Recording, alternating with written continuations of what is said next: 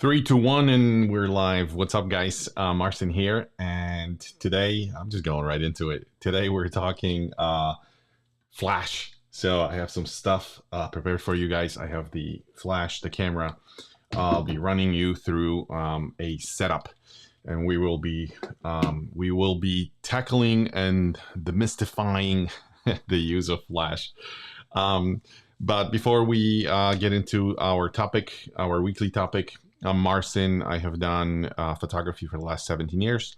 Every Thursday at 12 o'clock, well, today, 12:03, I'm going live and I'm sharing basically 100 golden BBs, right? So there's really no silver bullet to starting photography business. There's not this one thing. There's just a lot of like 100 BBs that you have to hit. And that's what I'm doing. Every Thursday, I'm here for about 30 to 40 minutes and just kind of grabbing a subject from the bag. It could be camera, it could be editing, it could be how do you interact with a client, contracts, legal stuff, accounting, it could be automation and AI stuff.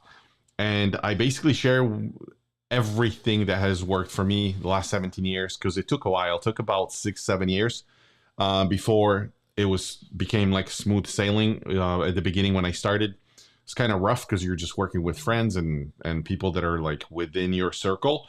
But then you kind of have to, over time, understand the business aspect of it. What goes into it? How do you drive leads into like your pipeline so that you have people coming in and this way, you have opportunities to book. What kind of photography, you may wonder? I have done a combination of things. I think I've tried everything and then settled on what I kind of enjoyed. Sorry, guys, my eye is itching. I've settled on a couple things that worked for me. I entered photography not because of the art. That's what a lot of people do. I did not enter photography because I like technicality of photography. I entered photography because I wanted to make money with photography. Back in 2006, we were getting married. I was looking at prices of photographers. I'm like, holy crap. I can like make, $3, $4, $5, $6,000 from a gig. I'm like, I'm in. And back then I just, deep dive, and it took a while. Like I said, a lot of coaches, a lot of money spent, and I want you to get to money as soon as possible. And that's why I'm here. So today I am talking about Flash. Somebody mentioned during one of our live calls like this, that it would be good to go through like Flash setup. Like, what do I do with my Flash? And that's exactly what I wanted to show you guys. I have a slide deck for you. It's actually a mix of things I try to prepare because Flash is not something that we can simply talk about in theory. I just wanted to show you like an example of a picture I took. My daughter was kind enough to help me with this experiment. So I'm going to be sharing a couple photos with you that I took in our living room. And I have the camera, I have the equipment. I'll be showing you some stuff. We'll go through a couple slides. It's like a bundle of joy today. So I'll be flipping between the slide deck and the video that I wanted to show you and some pictures. And obviously, you're going to be looking at my face as I go through theory. So thanks for being here. And we're going to start with slides. So let's take a look at what we have on the screen. And as I'm doing this, we see nothing on the screen. Well, let's fix it. So this is what we need. This is our indoor event Flash photography. Today, it actually says welcome, so welcome again. Today we're demystifying Flash photography so you can confidently shoot events in any venue. Any place really indoors, from intimate gatherings to grand celebrations. And on the next slide, we have 4 things that I will tackle. Sorry, I just need to reorganize. Understanding Flash, why Flash feels intimidating and how to overcome mental barriers. Number 2 is simplifying your setup. I always say, guys, go simple, don't complicate it. I understand that there's a lot of things you can do with Flash. You can shoot remote, off camera, with the weird contraptions on your Flash. Like, start as simple as possible. That's exactly what I wanted to show you today, because there's actually a way to shoot that I did not realize until like 4 years into this trade. I was talking to a pro photographer that I was looking up to, and he kind of walked me through this exercise, and the rest is history. So yes, have we used contraptions? Have we shot with like external lighting, off-camera lighting? Of course. This is not what this section, this episode is about. This episode really is about like where do you start, uh, with your flash, and how do you bounce it? How do you bounce it in a sort of most efficient way? So simplify your setup, settings that work, reliable camera and flash configuration for consistent results. This is going to be super easy. And you guys will see like results like 85-90% of your result you will get just from what I'm going to show you today. And then taking action, building confidence through practice and real world application. Guys, don't put too much stress on you if you don't have to. Always grab somebody, like get a, if you don't have a person in the house that you can like bug over the weekend, get a dog, get a cat, get an object. Like always practice, do this stuff at home first, practice different scenarios, put things in front of windows, bright objects, different places at home. Like you'll see once we go through the example, part of your homework, quote unquote, is like grab your camera at home and just take it easy. I'll give you an example. Like my daughters are actually going through, and like I am their their official coach. They're trying to learn this business, and we are practicing at home. Like sometimes I just give them an assignment, and that's what they do.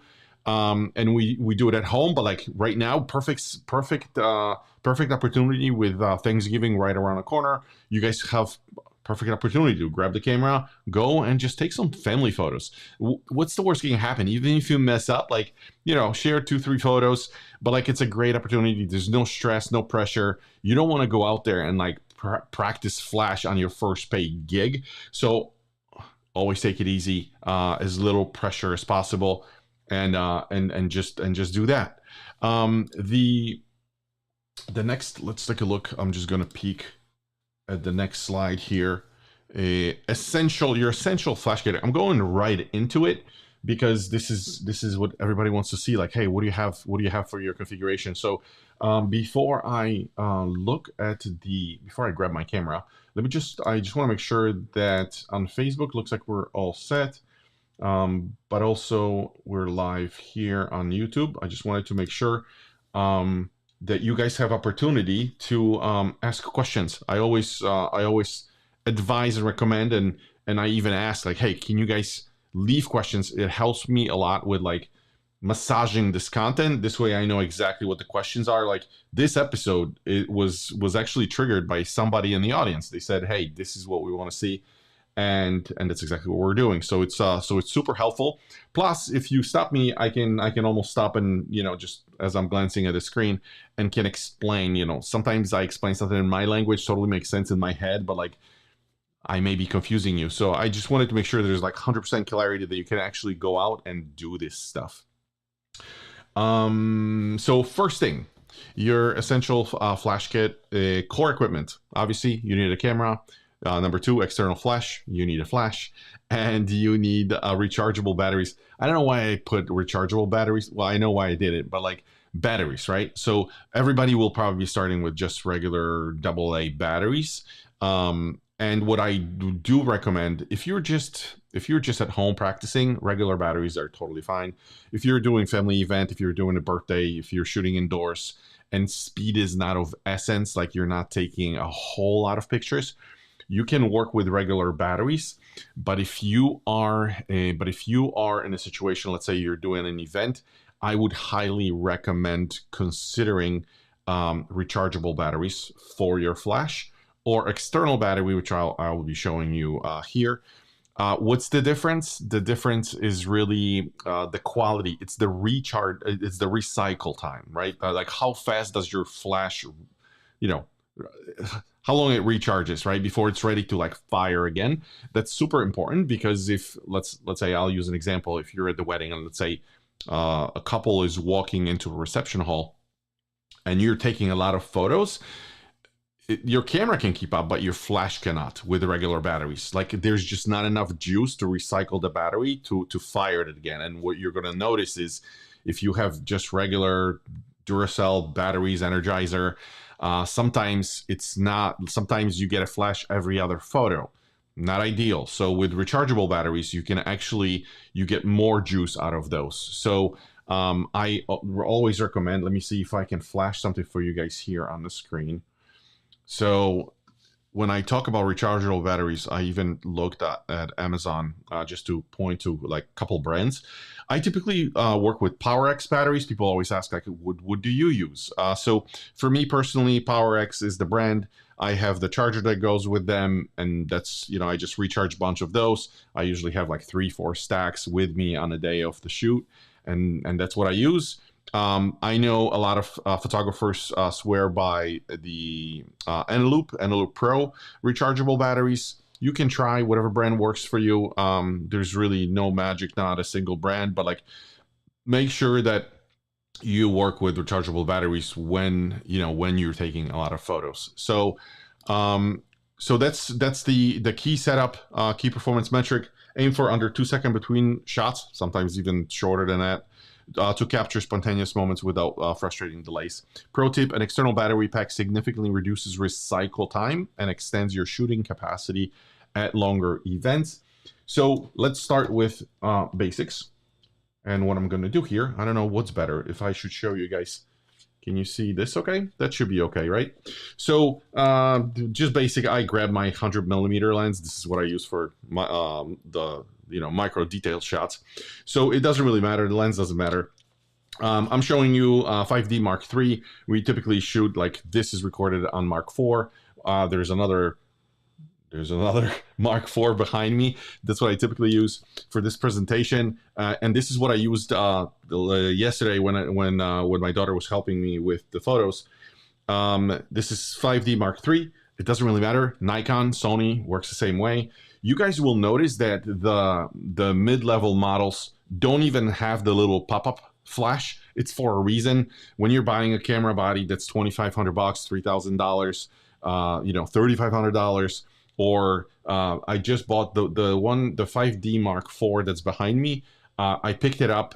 It wasn't brand new, but it had like the shutter count was really low. I bought it on eBay for $1,000. So like I would highly recommend, if there's somebody with a lot of good reviews, to try that route. If you don't want to invest into one of those babies. Or you can rent if you want to try it. We've covered that in another episode, so just check out the channel. But the thing is, the camera, the flash, and I'm just gonna quickly mount it here. So flash, this one is a 580X2. Some people may already be on like latest models. To me, it's really, you guys, if you have been following me and the channel, you know that I'm not a leading sort of bleeding edge guy. As long as it works and I can make $4,000, $5,000, $6,000 at a gig, it works. So flash, typically you put the flash on. This is the basic configuration, right? I was talking about batteries. I don't know if I have to go through it, but if you're interested, the 4 batteries, right? Those are the regular Duracell batteries. Those are not rechargeable.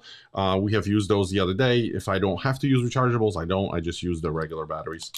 So this is what it is. And then this is the basic configuration. This is what I will be using in the demo clip that I will be showing you in a second. And then if you can, later on, this is not something you have to have day one. I have, in my case, I use the, hopefully you guys can see it, Quantum Turbo SC battery. It's just an external battery that I hold on my belt. And this battery plugs in, there's a cable attached. This battery plugs into the, on the side of the flash. There's a little outlet. And this is where you plug it in. And now you're basically getting all your juice from the external battery. So highly recommended if if you're shooting a lot on the day off. That's the configuration I would recommend. Other than that, you're just fine with regular batteries. To be honest, when I have a second shooter, when Joanna, my wife, shoots with me, she doesn't use the external battery. She just uses rechargeable batteries that I mentioned before. So this is the basic setup. Let's look at the next slide and see what we have. And I believe we are gonna talk about, before I show you the example, the demo that we did last night. Practice makes perfect sense. So I kind of mentioned it already, but let me just run through it. Start in your living room. Begin practicing in familiar spaces where you can experiment without pressure. That's key, right? Without pressure. Your home is a perfect low stakes training ground. So it's like I said, grab a dog, grab your wife, grab your husband, grab your kid, or just grab any object and start with that. Master direct versus bounce. We'll talk about the technique. You guys will see the video. Feel the difference between pointing flash straight ahead versus angling towards walls or ceilings. The quality of light changes dramatically. You'll see that. And then build muscle memory, practice adjusting flash angles quickly and intuitively. Trust me, over time, when you practice even at home, just kind of moving through your house, you'll eventually get it. It's like riding a bike. It's a muscle memory. So eventually it clicks and you really don't have to think about it. You can just kind of like, as you shoot, you automatically know how to angle your flash. And I'll show you what I mean in a little bit here. Practice adjusting flash angles quickly, intuitively. At real events, you won't have time to overthink. Your hands need to know what to do, and you'll definitely be there with practice. Lock in your settings. Find your go-to ISO and aperture combination that delivers clean, well-exposed images in typical indoor lighting conditions. And I can tell you, somebody would ask me like, "Oh, what are your settings?" When I go to like a reception hall, I go to my probably 2000 ISO. I usually have my f-stop to like 2.8, and my shutter speed is usually low, usually around 60. Some photographers will argue like, well, 60, like you're running the risk of like blurry photos, and I just kind of monitor the back of my camera. If photos become blurry with those settings, with the flash on, and I always turn flash compensation, I'll show you that in a little bit, slightly bit. Like I'm usually safe. 90% of the work is safe, right? So those are the settings. Again, ISO 2000. This is reception when it's kind of dark. Remember, when there's a lot of light, like it's well lit, then I go down to 800, sometimes 1000. Really depends on how much light there is available, right? So let's just say darker room, 2000, 2.8 f-stop. And about 60 shutter speed. Sometimes the shutter speed goes up. Sometimes I even let it down a little bit. Depends. If I'm shooting like a first dance and there's a lot of like ambient, nice lighting, neons maybe, I may even go down because flash really freezes your subject, and you'll see it in action. But then when you lower your shutter speed to like 40, 50, 60, you get the nice ambient light in the back. So don't be afraid of that. So those are the four things I wanted to point out here. And on the next one, the way we shoot with flash. So there's understanding different flash techniques transforms your results. Here is what each approach delivers. So typically when I started, literally 4 years into the business, let me switch back to here. There was like, I only knew of like 3 ways to shoot. And one of them was obviously the no flash. Easy. Everybody can do it. You're outside, plenty of light. You don't care. Life is good, right? So results in blurry, noisy images with motion blur and grain, especially challenging. So we're talking about like when there is no light available. Obviously outside, no problem. You step inside and, you know, things are changing dramatically because the light is now limited. So results in blurry, like no flash, results in blurry, noisy images with motion blur and grain. Those are typically the results that you guys see. I always shoot in manual mode.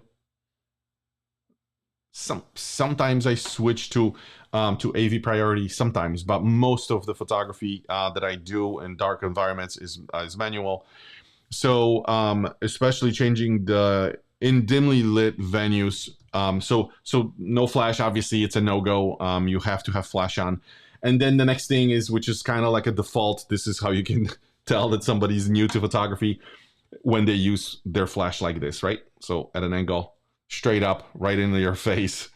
So you can almost get a nice tan if you stand close enough. But this is what people tend to do. And there are situations actually, guys, where there's no other way to do it. Like sometimes you're gonna have to flip it like this and just shoot straight forward and probably blind people. But like if there's nothing to bounce the light off of, and for those of you that don't know what bouncing is, I'll get there in a second. But like if there is nothing to bounce a light off of, you have to go this route.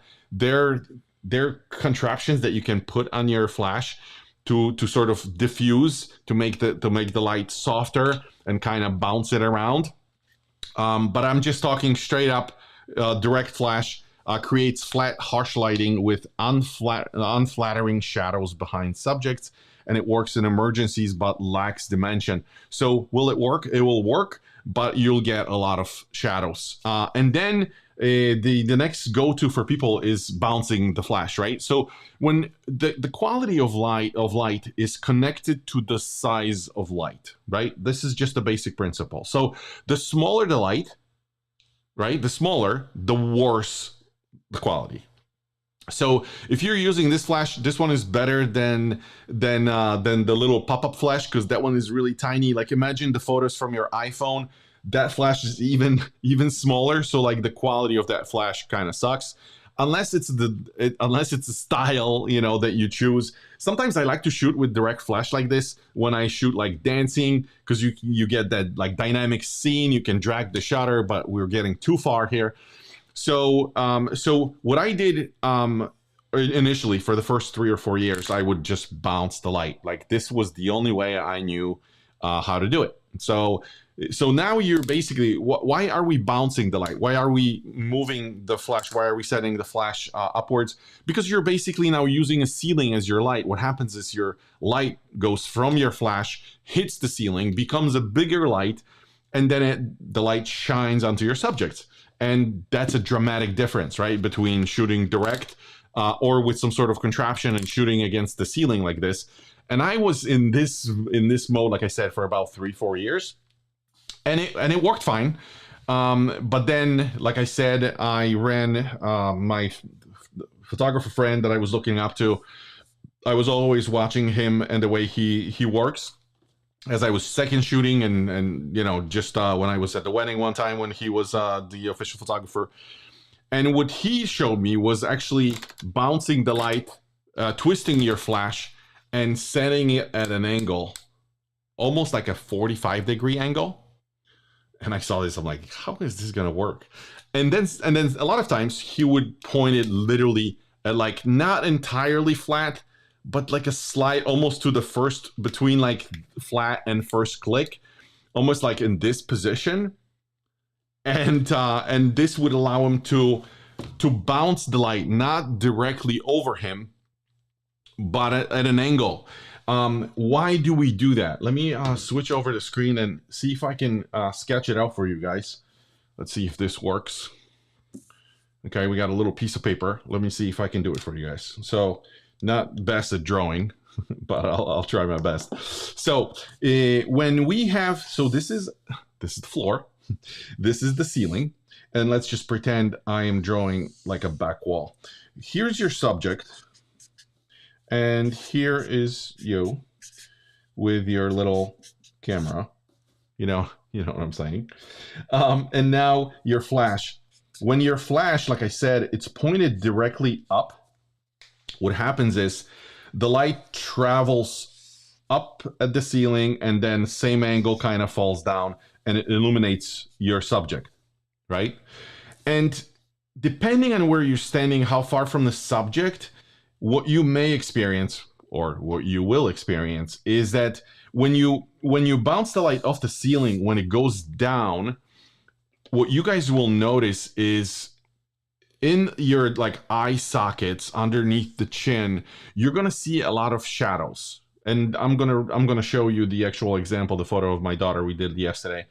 So it's not desirable. It's actually not so flattering. Like you have light, the pictures are okay.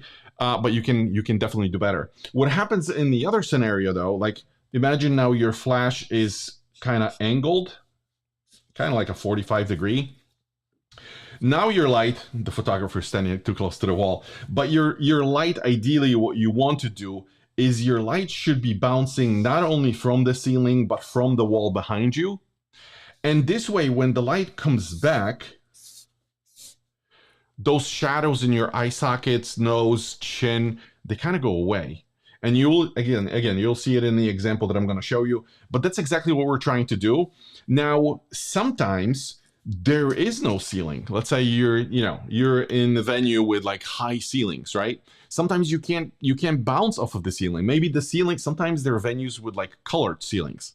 We've been at the venue recently where the ceilings were painted red, and it's just horrific. Like the light was bouncing off, coming back, and illuminating the subject with like red light, right? There's ways to work around it, but sometimes you can't bounce off the ceiling. And then what you do is you try to basically set up the light to bounce it straight against the wall, and then the light will be coming back at your subject. And it works 95% of the time. So it really depends, because sometimes you're in a situation, when maybe your subject is standing here, but maybe this wall is, let's say, a window, right? So things can get complicated a lot of times, and you have to be just aware of where you're standing and what you're going to do. So this is really what you're trying to do. You're bouncing at an angle. It has, I got to tell you, it transformed our indoor photography. And I'll show you the some examples here. Let me just see what I have on the next slide. Make sure that you guys get to see the video. Yeah, so we're talking about limits later. So let me switch over to an example. First, I'll show you what I did with my camera, which is very similar to what we saw here. So let me just switch over. I'll go away for 1 second. You guys will see a clip that I recorded with my daughter yesterday. So here you go. All right, guys, so we're gonna do a quick exercise. All else helping me out, we're gonna take 3 shots just so you can see the difference between no flash, flash pointed upwards, straight against the ceiling, and then flash against kind of diagonally against the wall and the ceiling. So first one, we're gonna take one where I'm gonna point the flash. Actually, I'm gonna turn it off and take a shot. That's number 1. Now I'm gonna turn my flash on, point directly at the ceiling. Okay, and now I'm gonna just diagonally point it against the ceiling and the wall behind me. And that is good enough. So you guys saw what I did here with the actual camera. And I'll show you now the images that we got as a result. So give me 1 sec. Let me switch over to some photos here that I can show you guys. All right, so this is the first picture that I did. This was the no flash, right? Obviously, she's sitting in front of a huge window, no flash. She's recording me. So this is what we have. It's just crappy photo. And then we're gonna switch over to the shot that I took when I was bouncing off the ceiling. And I hope, if you're watching on your phone, you may not notice the difference as well. But if you are watching this on a bigger TV, like, I highly recommend check out the YouTube channel. And by the way, let me just flash this in front of you guys. If you're not, because you may not know, you may be watching this on Facebook. But you have the QR code. You can scan it with your phone, or you can, yeah, that's probably the best way to do it, because this way you're going to go to the YouTube channel where you'll find additional info. But back to the scene, back to the photos. All right, so here she's recording me. This is flash bounced off the ceiling. It's coming back, and when you watch it on, like I said, on YouTube on a big screen TV, you will see the differences. Or maybe you're watching on your desktop. It'll definitely help. You'll see that there's still shadow on her face, and I'll show you the difference. So this is the bouncing off the ceiling. This is bouncing off the ceiling and the back wall. And hopefully it's clear on your device where you're watching. But this is the angled flash, the 45 degree. This is the ceiling flash. I'm just gonna keep going back and forth. So angled, ceiling, angled, ceiling. No settings. There's no settings that I changed. It was just simply flash, and you can see the quality, look on her face, the face is nicely illuminated. Even when you look at the phone, more details. If you have like a bride or groom or your subjects, the clothes, the details in the clothes is nicely illuminated. So big difference. And then I also gave her the camera. It was a different angle. I sat on the sofa. I should have shaved for this image, but for the purposes of this exercise experiment, you guys will see, obviously no flash in this one. And then what I want you to pay attention to, she turned the flash on. This is bounced off the ceiling. Pretty good. Like, it'll pass. Client, maybe your clients will not probably pick up on it. But I want you guys to pay attention to, I'll show you the one where she used the angled flash. This is the angled flash. And this is going to be the bounce off the ceiling flash. And I'll do the same thing. I'll keep going back and forth just so you can see the difference. But the bounce off the ceiling, look at the area. I'm not sure if I can use my mouse. Look at this area here under the counter. Look at the eyes and look at like underneath my chin, right? So like 3 areas to pay attention to, even the back wall as a 4th one. And I'm going to switch here. Look at the counter area, back and forth. Look at the under the chin. Look at the eyes. Like the details in eyes, right? We're losing. I look younger in the angled bounce, right? So, but that's really the result. Like, it's subtle, but it will make a huge difference. Like, you can't tell the color of my eyes in this one, and this one is illuminated. You have a little spark like of light in reflecting in my eyes. So huge difference. This is obviously straight out of camera. This is raw, right? There's no edits. So you guys will notice a big difference. Again, back to her photos. This was her with off the ceiling. This is angled. Off the ceiling. This is angled. So I hope again, this is the setting. So it's not bouncing off the ceiling. It's bouncing at an angle. There's no custom settings on the flash. Flash is just on an ETTL mode. This is the automatic. Nikon and Sony have, they have different configurations. But in Canon, it's just an automatic mode. I'm not playing with any manual settings. And on my camera, again, if you just joined later and are listening now, on my camera, I have my ISO. In this case, it wasn't really too dark. The ISO was, I believe, 1000. I may have a setting on this camera still. It wasn't even 1000. The ISO was 200. It was 200. So ISO 200, 2.8 f-stop, and the shutter speed was 100, right? And then my flash, which is compensation, which on Canon cameras, it's this little icon. I don't know if you guys can see it. Hold on a second. Let me switch to this screen. Maybe you'll be able to see it here. Hold on. So this little guy right here, that's the flash compensation. What it's doing is, let me take off the flash because the camera keeps focusing on this one. But what the flash compensation is doing is when I hit it on my camera, do you see that little marker that moves towards the center? So if it's in the middle, the camera will fire with just enough flash. Like, it'll calculate how much light is needed. And this is an override. You're basically saying if it's in the middle, it's what camera is guessing. But then if I go here to compensation and move it to the right, if I move that little marker to the right, it's gonna make it brighter. So it's gonna calculate it and give it an extra oomph, right, of light. So I always control my flash this way here. I can even pump it up, or sometimes if it's too much light, I can decrease it down, right, with that marker. So this is that setting that you guys have here on your Sony cameras. You can see the little icon with the flash and like a little plus and minus. So that's it as far as settings. That's it as far as camera positioning. And I believe we had one more slide there, because does it always work? And the answer is sometimes. you're going to be in situations where even this setting and angling, flash this way is not going to work. And this is the slide that's dedicated to those scenarios. Obviously, not all scenarios are here, but you guys will see that what I said here was Flash has its limits. It's not always, the perfect solution. Understanding limitations help you adapt your approach and set realistic expectations.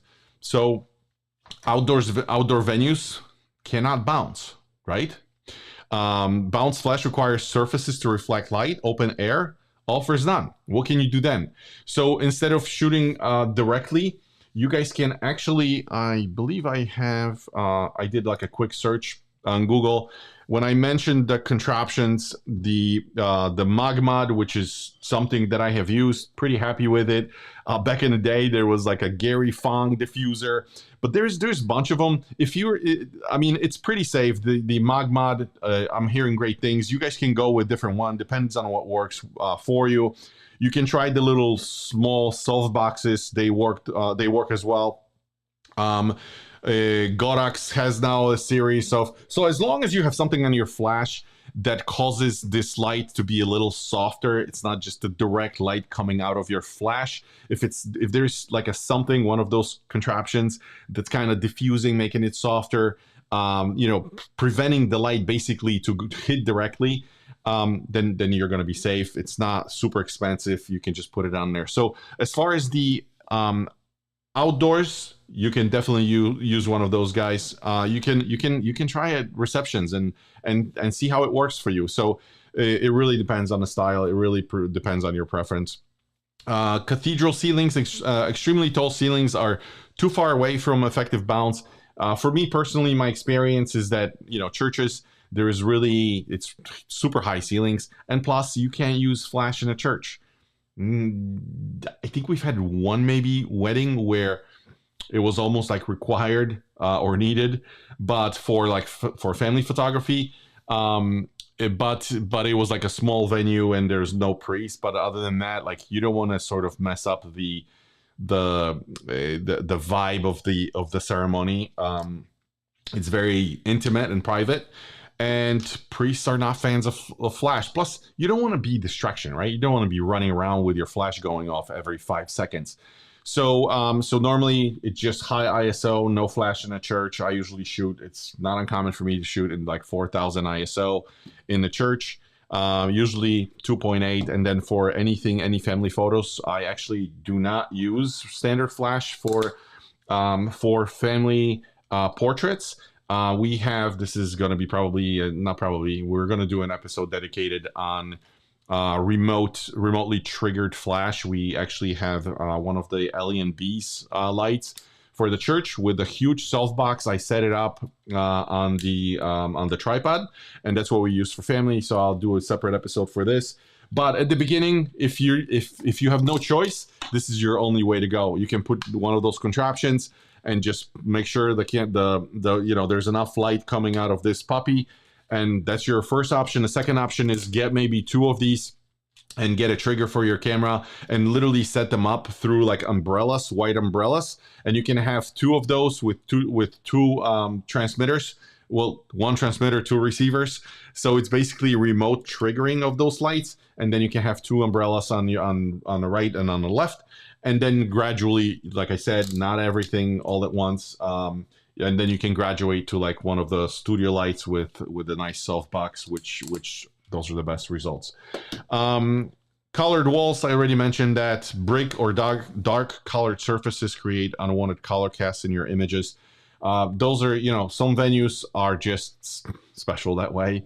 And it depends. Sometimes there's walls you cannot bounce off. The one example I can think of that we constantly would run into are barns, like barn weddings, right? So you have like a country theme wedding in the barn, and I gotta tell you, one of the worst places to shoot, because every time you point your flash at a ceiling, the light that comes back is orange, and everybody's orange. Is there a way to tackle this?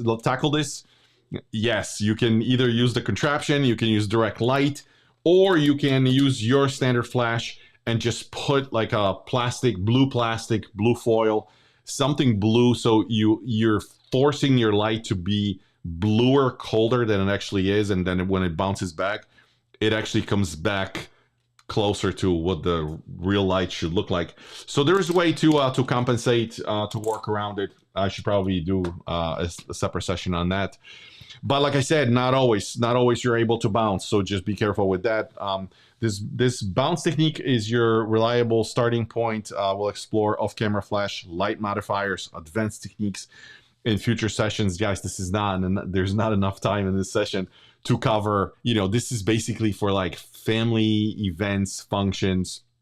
But if you want to talk about portraits lighting, the light that we use, off-camera lights, if you want to talk about what we use for like corporate shoots, if you want to see the family shoots, the formal event photography, I will be doing separate episodes on those just because it takes time. So we will tackle those in other episodes. And let me just make sure that I believe there's one more slide at the end here.